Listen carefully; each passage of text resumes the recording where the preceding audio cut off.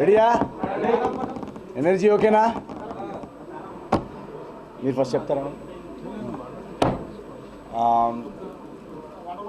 First of all ఇక్కడ వచ్చిన media మిత్రులందరికీ, పెద్దలందరికీ, అందరికీ సంక్రాంతి పండగ wishes. Very very happy Sankranti to all of you. And మీరు కానీ ఆడియన్స్ కానీ మా అందరి సంక్రాంతికి ఇంత కలర్ఫుల్, ఇంత బిగ్ గిఫ్ట్ ఇస్తారని మేము అనుకోలేదని నేను అనుకున్నదే అయింది. Thank you so much. కానీ చాలా చాలా చాలా నర్వస్గా ఉన్నాం మేము యాక్చువల్గా. ఎందుకంటే నేను పర్సనల్గా నా ఫస్ట్ టైం సంక్రాంతికి ఒక సినిమా రిలీజ్, నేను పండగ రిలీజ్ ఎలా ఉంటుంది, ఎంత స్ట్రెస్ ఉంటుందని నాకు తెలీదు. నాకు వంశీన్నయ్య ఫిబ్రవరిలోనే ఎప్పుడు మనం మాట్లాడుకున్నప్పుడు సంక్రాంతికి వేస్తే ఎలా ఉంటుంది సినిమా అన్నప్పుడు ఏదో ఫ్లోలో బాగానే ఉంటుంది, పండగ మెటీరియల్ కదా అని ఓకే చెప్పేసాను. అప్పటికి నేను ఆయన అన్నట్టు 1 or 2 మూవీస్ ఏదో ఉన్నాయి. సో సరే ఓకే అని అన్నా. అది ఫిబ్రవరి నుంచి మార్చి నుంచి జూలైకి వెళ్తున్నాక సడన్గా అది ఒక ఫిల్మ్ ఫెస్టివల్లోకి మారిపోయింది. ఏంటి ఇన్ని సినిమాలు ఒకటే టైంకి వస్తున్నాయని నాకు టెన్షన్ పట్టుకుంది ఒకటేసారి. బట్ మా అందరికి ఏంటంటే మా సినిమాలో మా మెటీరియల్లో నమ్మకం ఉండింది.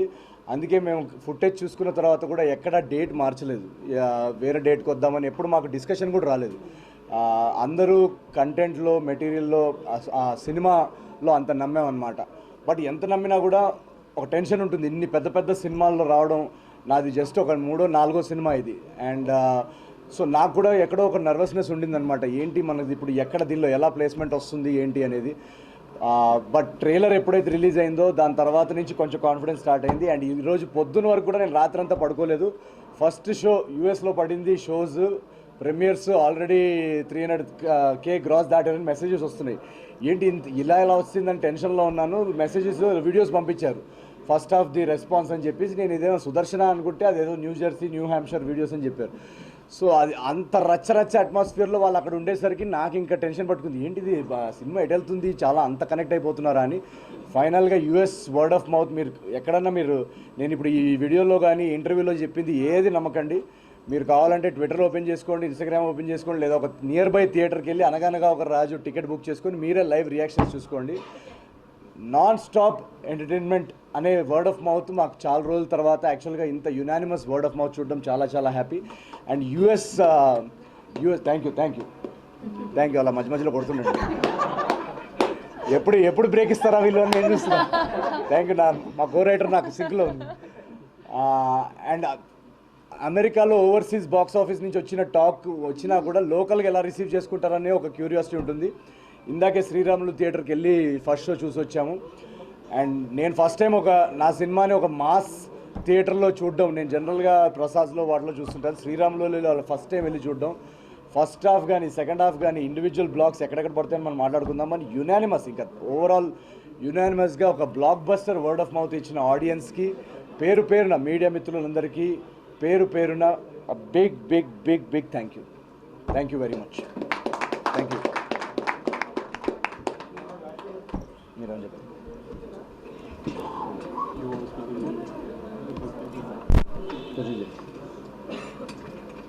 కూర్చో దీన్ని కూర్చో.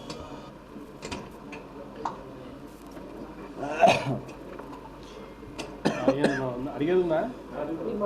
చెప్పు అడిగి. ఇంకా సేమ్ కంటెంటే కదా. నిన్న ప్రెస్ మీట్ అయిన తర్వాత అందరూ ఏంటి మొహం డల్గా ఉంది ఇప్పుడు మొహంలో ఎనర్జీ ఉంది కదా.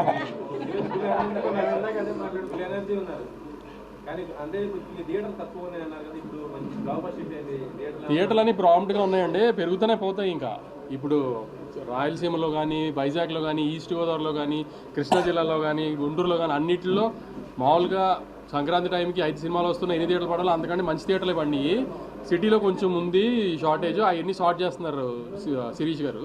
సో షార్ట్ అయిపోద్ది నెక్స్ట్ 2 daysలో. నైజాంలోనే ఇంకెక్కువ ట్రై చేస్తున్నాం. ఎందుకంటే నైజాం హీరో కదా ఎక్కువ. నైజాం ఓవర్సీస్కి కొంచెం ఎక్కువ ఇది కదా. సో ఫస్ట్ టైం ఆంధ్రాలో ఇంత పెద్ద హ్యూజ్ ఫిగర్లు చూస్తాడు ఈసారి ముందుకంటే. సో నైజాంకి తను ఎప్పుడు స్ట్రాంగ్. ఈసారి నైజాంలో ఇంకా షోస్ పెంచి ట్రై చేస్తున్నాం. ఆంధ్రాలో అయితే తను ఊహించిన ఫిగర్లు చూస్తాడు ఈసారి. ఎక్స్పెక్ట్ చేయకపోతే మీరు తను అన్నట్టు 5 సినిమాలు వస్తున్నాయని తెలిసినా ఆగకుండా ఎందుకు ఉన్నాం, కాన్ఫిడెంట్గా ఉన్నాం కంటెంట్ మీదనే, ధైర్యంగానే ఉన్నాం అప్పటి నుంచి. ఇంకా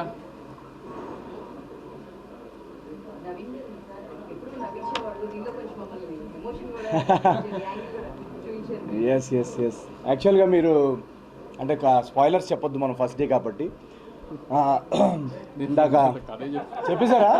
నిన్న నిన్న నిన్న నిన్న నాకు ఆయన ఫ్లోలో వెళ్ళిపోతుంటే నేను పక్కన అంటే మళ్ళీ రేపు నిన్న నేను కావాలని ప్లాన్ గానే పొలిటికల్ ఉంది అని ఒక రకంగా రివీల్ చేద్దామని, లేకపోతే ఎల్లుండి మళ్ళీ రేపు మళ్ళీ ఇవాళ మనం ఏమని మాట్లాడుకున్నాం, పొలిటికల్ కూడా ఉంది ఒక రకంగా అని అనుకుంటే స్క్రీన్ ప్లే స్ట్రక్చర్తో సహా.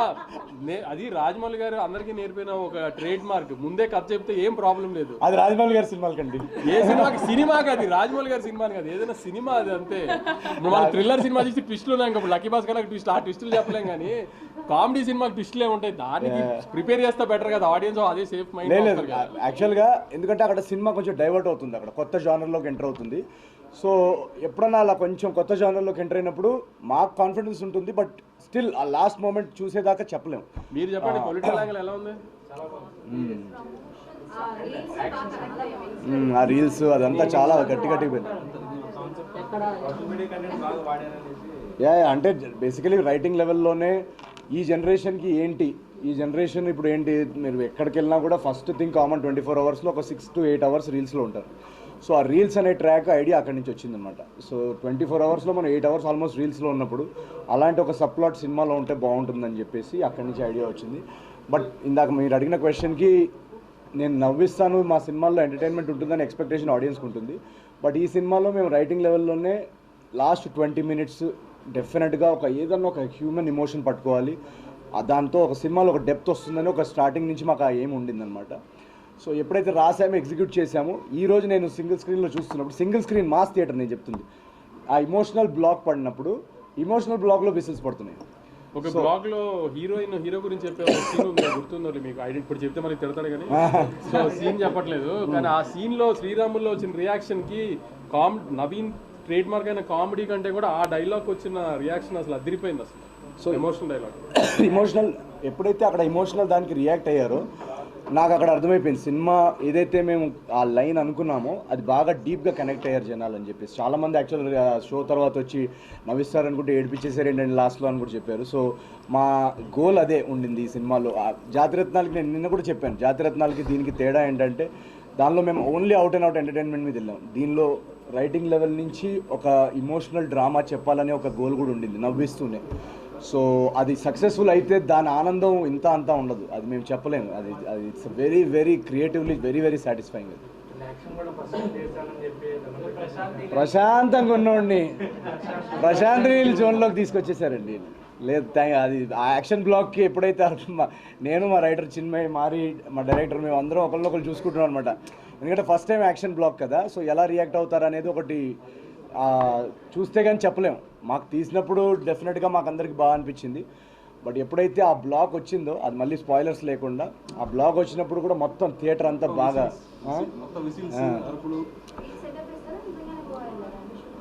గోవా వెళ్ళాం. లేదు సితారా ఎంటర్టైన్మెంట్ సినిమా చేస్తారు.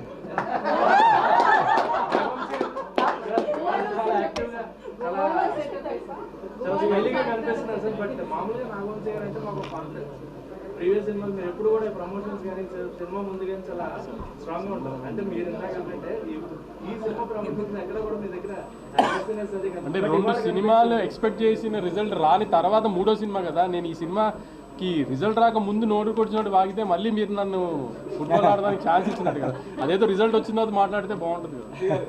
ప్రతి సినిమా గోవాలేకపోతున్నారు. ఈ మధ్య Goa idea mad square Goa. Yes అయితే నిజమే, నాకు ఈ 2-3 సెంటిమెంట్లు అయితే గోవా సెంటిమెంట్ వర్కౌట్ అయింది, యువరాజ్ సెంటిమెంట్ వర్కౌట్ అయింది, మీనాక్షి సెంటిమెంట్ వర్కౌట్ అయింది, నాకు అన్ని వర్కౌట్ అయినాయి. యువరాజ్ది నాది కూడా సెకండ్ బ్లాక్ బస్టర్. అది బిల్స్ పంపిస్తాను.